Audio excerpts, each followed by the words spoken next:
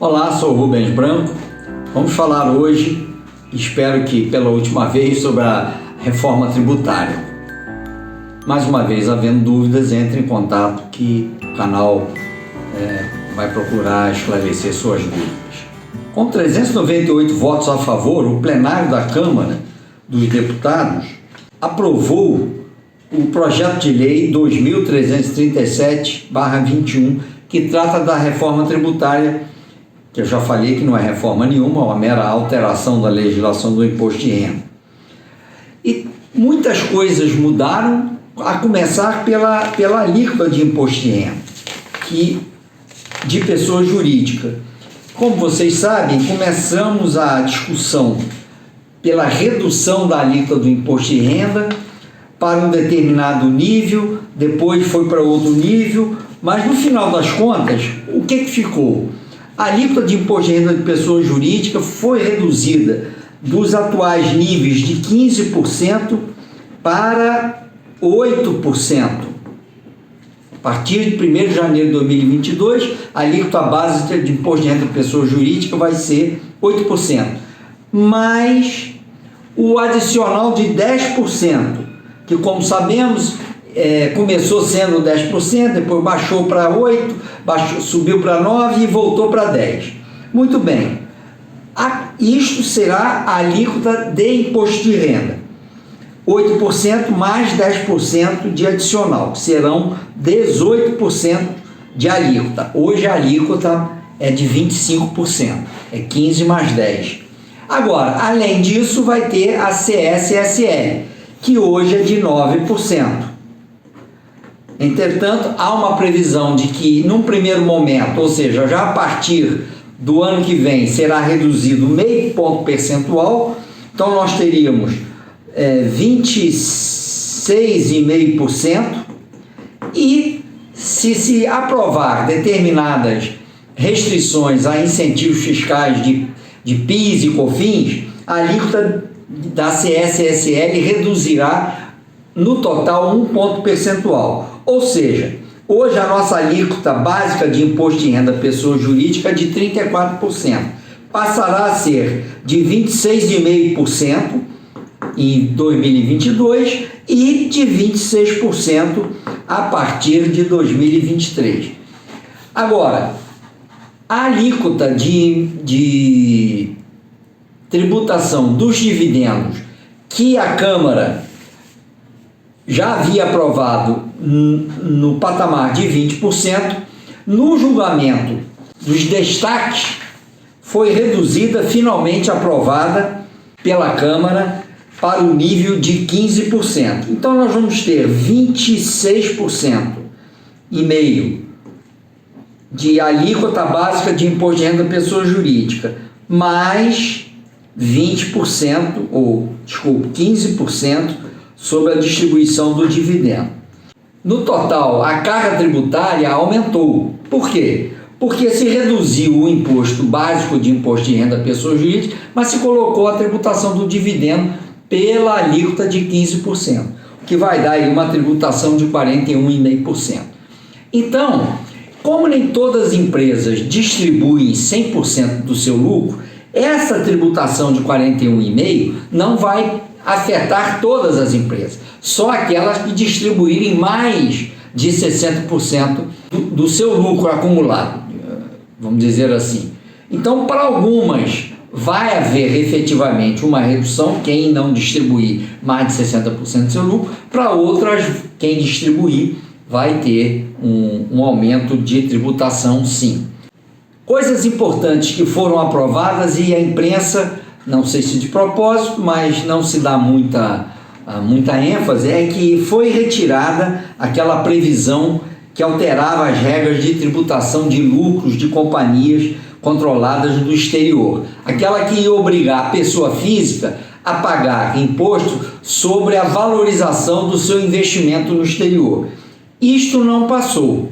Passou uma coisa que eu, no meu modo de ver, foi muito benéfico para quem está, vamos dizer, prestando atenção em todas essas alterações. O projeto foi aprovado de uma maneira que eventualmente poderá até vir a ser contestada por inconstitucional, uma vez que é uma matéria extremamente complexa e que foi aprovada sem nenhum tempo de análise, já que o texto de todo o projeto só foi distribuído aos deputados depois que ela já tinha sido aprovada. Mas foi aprovada. Agora, entre as coisas ruins, que é a complicação de todo o sistema tributário brasileiro, houve algumas coisas que são boas. Por exemplo, quem tem esses ativos no exterior, em 31 de dezembro de 2021, poderá atualizar o valor desses ativos e pagar o imposto até 29 de abril de 2022 a uma alíquota de 6%. Ou seja, não se trata de ativos não declarados, não é para isso que serve essa alíquota. São ativos que já estão declarados em 31 de dezembro de 2020 e vão continuar constando, se você ainda não baixou, se você não resgatou, em 31 de dezembro de 2021. Agora, você vai me dizer, mas se eu recebi uma herança no decorrer do ano de 2021 e essa herança não estava na minha declaração de 2020, porque o inventário não tinha acabado. Esta também vai ser enquadrada aqui nessa possibilidade de pagar esta alíquota de 6%. E qual é a vantagem disso? Se você vai ter que pagar ainda que não tenha trazido para o Brasil o dinheiro. Ora, a diferença é muito grande. Você vai pagar 6% sobre a valorização do seu ativo no exterior, quando, se você for trazer pelas regras atuais a tributação sobre o que exceder o saldo que existia em 31 de dezembro de 2016, você vai pagar 27,5%. Ou seja, é uma diferença brutal. É 21% a menos de imposto que você vai pagar. Com certeza, o governo aí vai ter um faturamento adicional que ninguém previu, ninguém colocou aí nos orçamentos, mas muita gente vai preferir pagar antecipadamente 6% do que pagar 27,5% quando o ativo vier para o Brasil.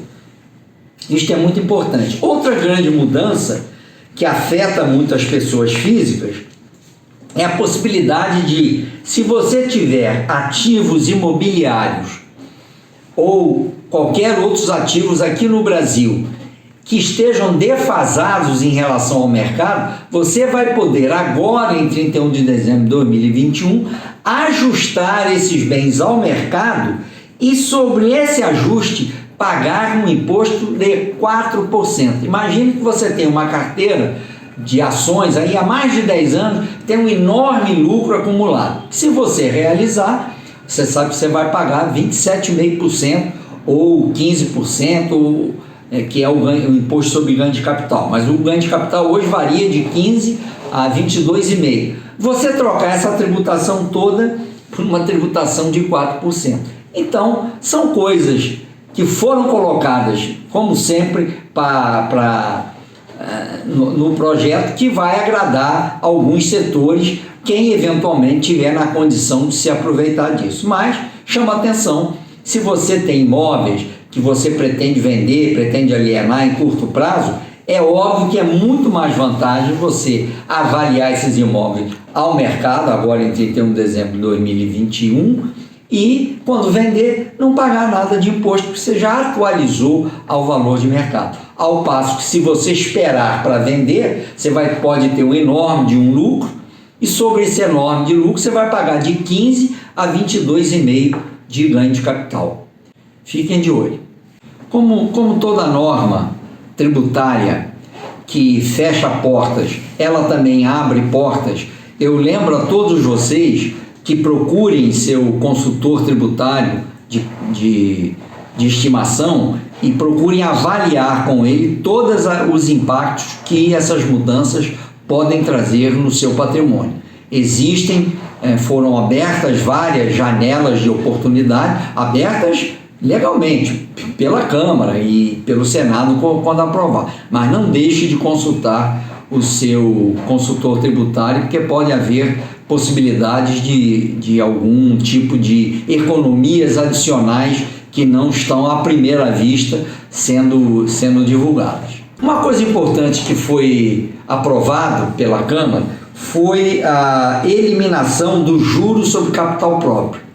Ou seja, a possibilidade que as empresas tinham de abater uma parcela do seu lucro como juros sobre o capital próprio e sobre isso recolhia um imposto de 15%.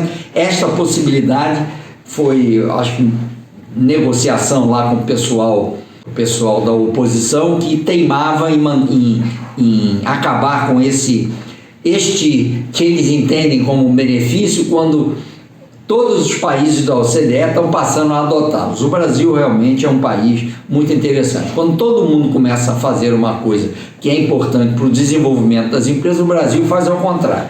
Então, não tem mais juros sobre capital próprio. No caso das declarações simplificadas, foi mantida a possibilidade de qualquer contribuinte fazer a declaração simplificada.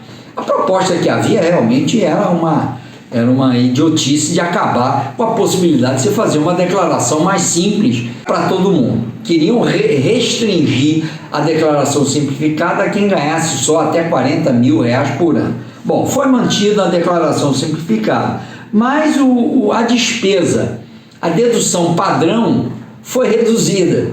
Ou seja, eles mantiveram a declaração simplificada, mas a despesa padrão que você pode tomar agora será no máximo de 10.563,60.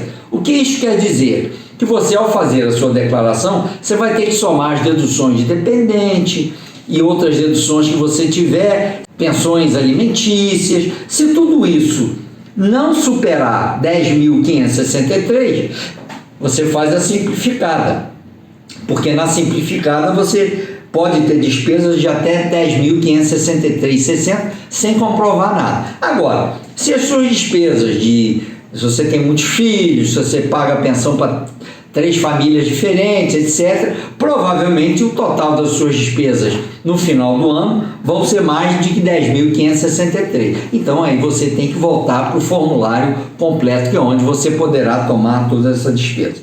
Então a declaração simplificada continua valendo para todo mundo, mas a despesa presumida que você toma baixou de 16.753 para 10.563. Ou seja, vai se arrecadar um pouco mais, porque se diminuiu a despesa que seria dedutível na declaração simplificada. Bom, falar sobre a faixa de isenção de imposto de renda, que aumentou, passou de 1.980 para 2.500, segundo a Receita Federal, aproximadamente vão abranger aí mais 5.600.000 contribuintes que deixarão de pagar imposto por estar nessa faixa de renda.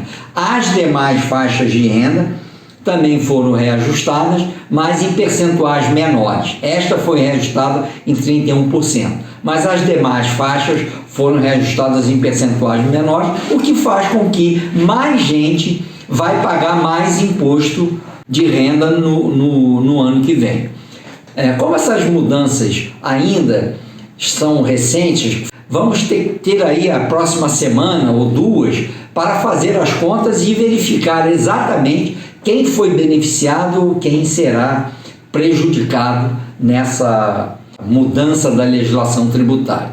Mas, com certeza, a mudança complicou demasiadamente o sistema, voltaram com a figura da distribuição disfarçada de lucro, coisa que não havia mais na sistemática de legislação do imposto de renda. Passou-se a ter várias hipóteses de distribuição disfarçada de lucro, que vai gerar um enorme de um contencioso, e aquilo que já se reclamava, que era demasiado, era demasiado o número de ações discutindo regras fiscais, elas agora tendem a voltar a se avolumar ainda mais por conta das mudanças que foram feitas. Foram mantidas também as deduções do Vale Alimentação e Vale Refeição, que haviam sido eliminadas nos primeiros substitutivos apresentados. Mantiveram-se as deduções de doações e patrocínios para Lei Rouanet, obras audiovisuais, as deduções de doações e patrocínios ao PRONAM e PROMAS, que são programas de incentivos voltados para atendimento de pessoas com câncer e com deficiência. Isso tudo foi mantido, o que é bom, porque muitas instituições de caridade conseguem ajudar o povo com base nessas doações. E isso tinha sido eliminado nos primeiros substitutivos. No que foi aprovado ontem, tudo foi mantido. Também foi aumentado de 4% para 5,5% a alíquota sobre ferro, cobre, bauxita, ouro, manganês, caulin, níquel, etc., de uma taxa chamada Compensação Financeira por Exploração Mineral, CFEM, que é cobrada pelo Ministério das Minas e Energia. Isso vai trazer o que? Mais arrecadação para este ministério do governo, que é o Ministério de Minas e Energia. E é importante mencionar que a tributação dos dividendos continua isenta para empresas que tiverem optado pela forma de tributação do Simples, que pode fazer isso quem tem um faturamento até 4.800.000 ao ano. Tanto para essas empresas do Simples, como para as empresas que optam pelo lucro presumido, também não vai pagar a alíquota de 15% na distribuição do dividendo até a receita de 4.800.000. Então é importante saber que para a grande maioria das pequenas e médias empresas, a isenção na distribuição do dividendo continuará existindo. Só no caso do lucro presumido, que nós sabemos que o limite para o lucro presumido é 78 milhões. Então você até 4.800.000 de distribuição de dividendo, você vai ter ainda isenção. Não 4.800, que é 4.800 menos o imposto. Mais do que exceder disso, estará sujeito então à tributação do imposto de renda retido na fonte. Uma coisa muito importante, a tributação do dividendo ela é exclusiva de fonte, ou seja, ela não vai compor a renda tributável do acionista. Havia uma dúvida se isso seria considerado uma mera antecipação ou tributação definitiva. E o substitutivo deixa claro que é tributação definitiva, não é para incluir nos rendimentos do acionista, é a aplicação dos 15% na fonte e só. É isso aí. Importante ressaltar, o que nós estamos apresentando hoje é referente à aprovação feita pela Câmara. Este projeto de lei vai para o Senado e pode ser alterado alguma coisa pelo Senado, e quando for para a sanção presidencial podem haver vetos. Então é importante que vocês fiquem ligados, porque nem tudo que foi aprovado ontem pela Câmara eventualmente vai ser colocado em vigor. Pode haver mudanças ainda pelo Senado, que vai julgar agora, e depois pode haver ainda sanções feitas pelo presidente na hora de aprovar o projeto de lei. Houve muita mudança na área de aplicação financeira. É importante que depois se estude com afinco isso, porque mas em regra geral foi mantida a previsão de tributação dos fundos fechados pelo Come Cotas anual, a alíquota de 15%, com possibilidade de pagamento do imposto de renda sobre o estoque em alíquota reduzida de 6%. Isso é muito importante nas contas que você vai fazer sobre a aplicação que você fez. Incluída, inclusive, a possibilidade de pagamento parcelado do imposto de renda sobre o estoque em até 24 parcelas mensais. Incluída a previsão que em alguns fundos continuariam sujeitos às regras específicas e sem cobrança do Come Cotas, tipo FIAGRO, FIP, FA, FIDC, dentre outros. Isso é muito importante. Outra coisa importante, as empresas que são chamadas holdings imobiliárias, foi retirada a previsão que obrigava essas empresas a apurar o seu resultado pelo lucro real, uma vez que pelo lucro presumido a tributação é menor. Isso, entretanto, face à pressão provavelmente feita pelo setor, conseguiu que se mantivesse que essas empresas não poderiam mais optar pelo lucro presumido. Elas vão continuar optando pelo lucro presumido. Duas coisas importantes. Havia também uma previsão que, se você fosse subscrever capital de uma empresa no exterior, com um bem qualquer, com um imóvel, com ações, com o que fosse, você só poderia fazer isso se esse bem fosse avaliado a preços de mercado. Esta regra caiu. Para subscrever, eu posso subscrever a valor contábil, o valor que tem na minha declaração. Agora, nas reduções de capital que eu fizer da empresa aqui no Brasil para as mãos do sócio e que eu tenha que entregar ativos, imóveis, ações, esses sim vão ter que ser avaliados a valor de mercado. Hoje a regra fiscal diz que esses bens podem voltar para o acionista a valor contábil, a valor original. Daqui para frente, a partir de 1º de janeiro de 2022, esses bens terão que ser transferidos a valor de mercado. Ou seja, se você resolver liquidar a sua empresa e trazer de volta os ativos que você lá colocou ou os ativos que lá estão, você vai ter que trazer esses ativos a valor de mercado e vai ter que pagar ganho de capital sobre eles. É isso aí.